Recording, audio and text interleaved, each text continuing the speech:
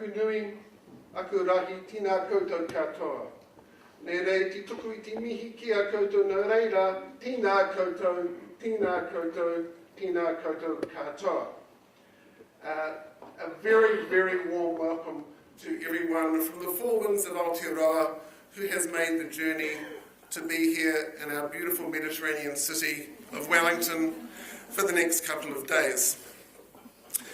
And I'm struck by the fact that there are really, this is our, as Alistair said, our clan who drive the arts forward in Aotearoa, and it really lifts my heart to see so many of us here for the next 2 days to confront the opportunities that we have in our own terms. Now, we've got a fair bit of mahi about audience capital, so I've got one small little bit of, audience segmentation to do. So if this is your first conference, if you could lift your hand, that would be very useful. Wow, that's amazing. So everyone else, please keep your hand up just for a minute, because these are the people that we need to show the manaakitanga to, who are newbies, but will leave as veterans, filled by the knowledge and affection and everything that we can bring together. So welcome especially. As they say, there's always a time for everything. Now, we've got some research, so to get straight into that, and I'm hoping here that that's okay. Right, we'll start there. So, Alistair referred to the fact that we do this 3-yearly survey called New Zealanders in the Arts. And it's an independent survey that is done by Colmar Brunton, you've probably heard of them. And they're very big sample sizes, and we do two things. We do a general survey for all New Zealanders, and then we also focus on another group, which is that group of 10 to 14-year-olds. And this survey has developed a little bit of traction, so we're always thrilled that other local authorities, in this case Auckland, Palmy and Wellington, do a booster survey to find out even more about what's happening in their communities. So the first headline, I suppose,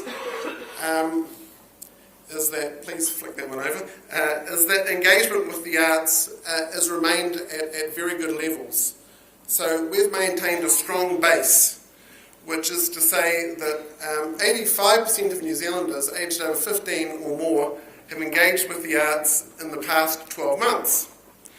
This is broadly similar to 2008. And so we've got our own internal benchmarking which tells us something, but when you kind of put this against what's happening in the rest of the world, it looks really good.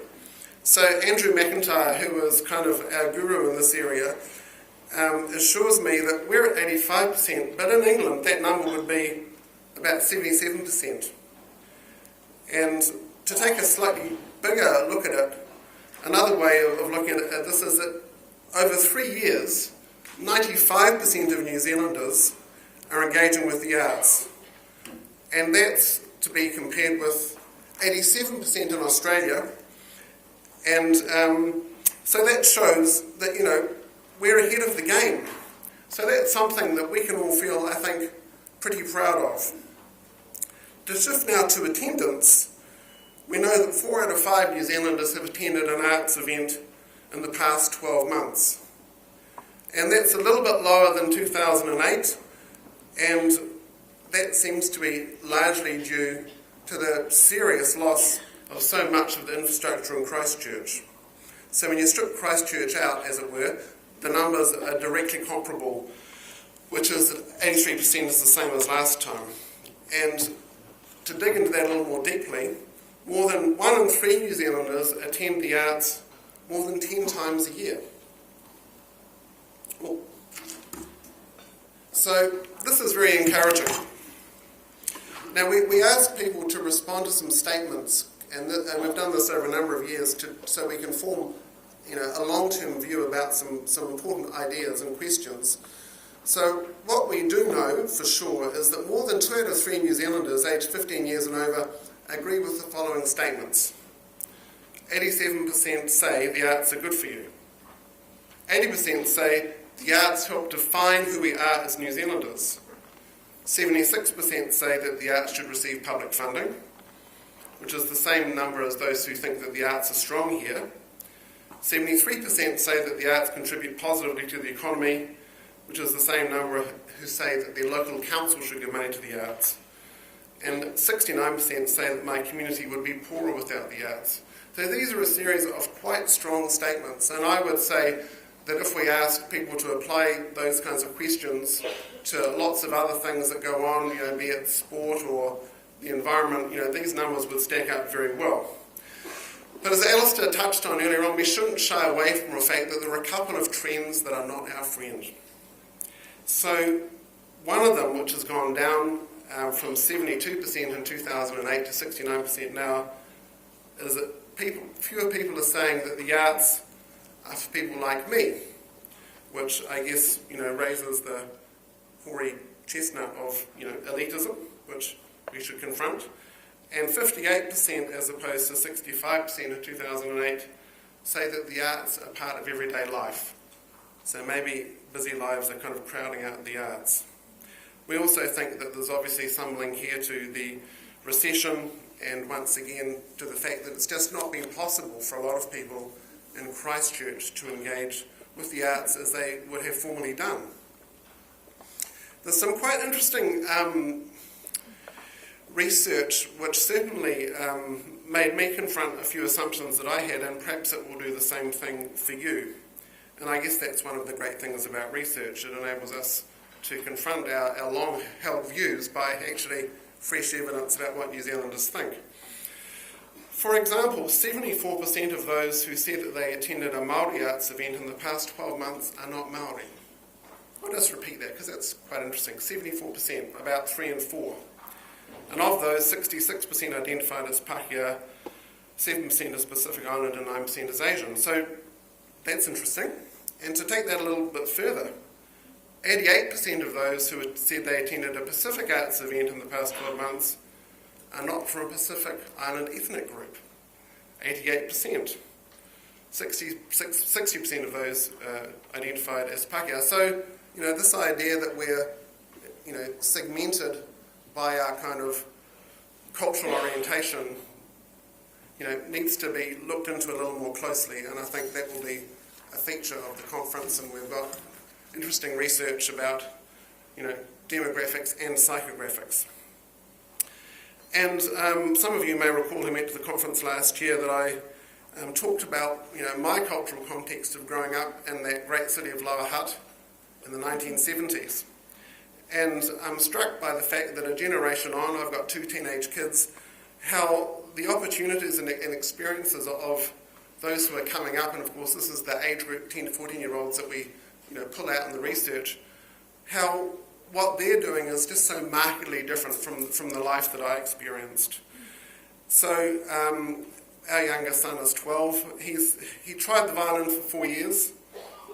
He's now doing kapahaka, and he thinks he's going to do Māori high school next year. Now, only one of those things was a possibility when I was his age, which was playing the violin.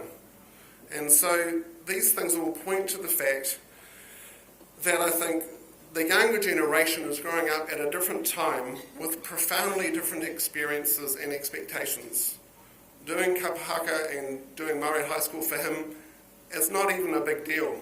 It's just what people now do. So this is throwing up, of course, challenges for all of us. And I think the research about who's attending what points to the fact that things are changing. So when you look at those young people, you see that 52% of young New Zealanders who said they participated in Māori arts outside of school are not Māori. And 77% of those who said they participated in Pacific arts outside of school are not Pacific Islanders. So I thought this was really profoundly interesting. Another thing which you'll be very aware of, because it's a bit like a tidal wave, is that online engagement is growing very fast. And in a sense, that digital doorway, or the many digital doorways, are more important than ever. The research tells us that since 2008, there's been a dramatic increase in the number of people viewing arts online. And this has a greater flow-on effect for attendance. So 51% of New Zealanders in 2001 had watched a performance or looked at art online. Just 3 years ago, that number was under 40%. In fact, it was 38%. So that's a rapid change.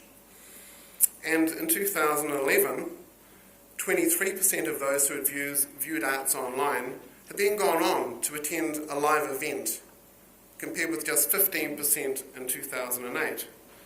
And I guess we can only see this trend accelerating. And, perhaps it's that old adage, people like to kind of try before they buy, which is completely reasonable. And to shift to participation, in terms of young people, 80% of young people have used a computer to create art in the past 12 months. And for that age group, digital is the art form they most want to be involved with. So this is, I guess, part of that thing about, as anyone my age knows, if you can't do something on your computer, you just hand it to the nearest teenager, and it's like, what are you on about, you useless old person? This is so easy. So they're engaging with the world differently. And also, and this probably won't surprise you, that digital arts are the most attractive platform to those young people who are not otherwise engaged with the arts. And I suspect that would be particularly with boys in that 10 to 14-year-old age group. So this is, of course, a great avenue to keep people engaged with the arts, even though they themselves might not say they were engaging with the arts because they're doing it online. So overall, young people are more involved in the arts than they were. So this is a very encouraging sign. 80% of young New Zealanders like to do at least one creative arts activity in their spare time, and this is up from 73% 3 years ago.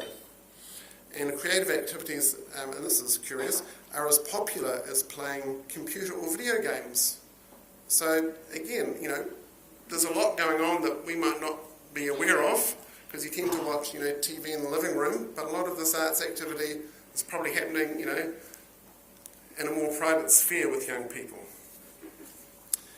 And I think one of the most profoundly interesting things about the research was the effect that art has on young people who are doing it.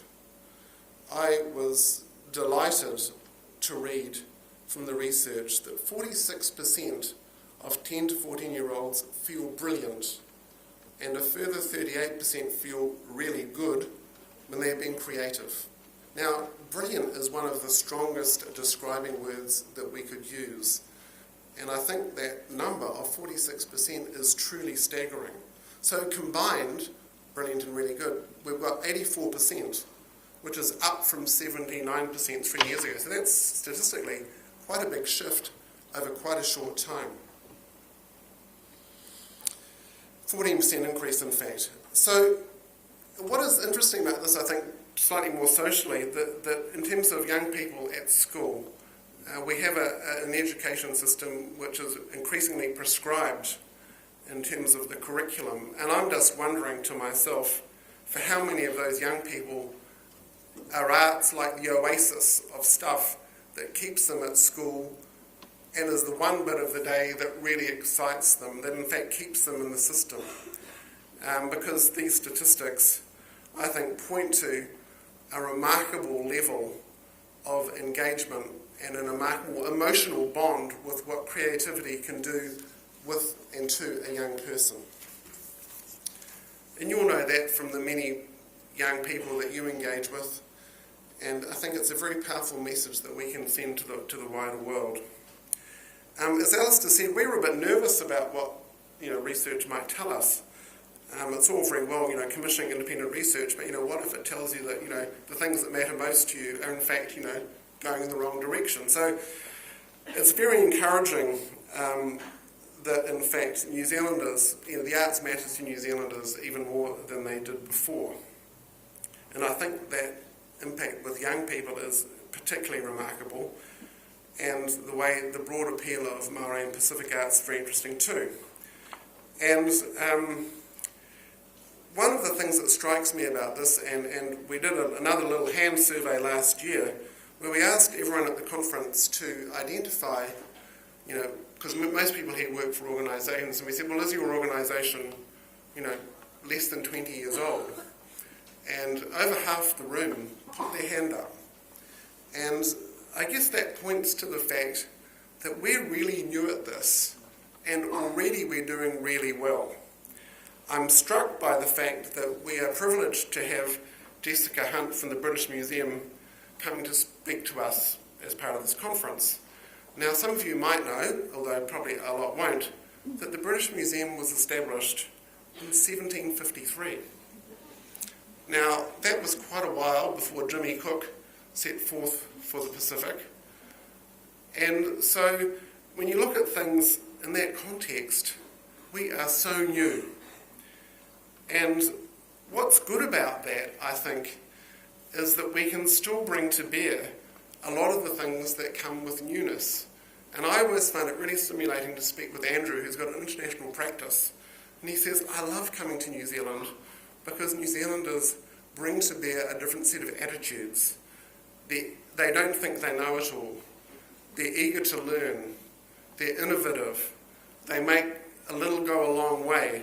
And I think these are great ingredients that can drive us even further forward into a better future. So, but one thing that is coming out of the research, which was interesting, because there's 95% of New Zealanders have attended arts events in the last 3 years. And Andrew gave me this metaphor, which I want to share with you because I think it's so good. So you imagine that there's 95 New Zealanders have gone to the beach, and they're standing right next to the water, and the water is the arts. And he said, well, if there's an issue in New Zealand, that of those 95 people, you've got quite a few that are paddling in their ankles. Some of them are going up to that kind of, really cold bit just above your waist, but not so many. So we've got this enormous breadth of participation. We've not got that many people who are going out for a big swim. And I guess that's the opportunity that we all have in front of us. And I'm sure that when we come to do this in 3 years' time again, if we can only put into place some of the things we take away from the next couple of days, we can make even better progress. Ngā mihi, kia ora koutou.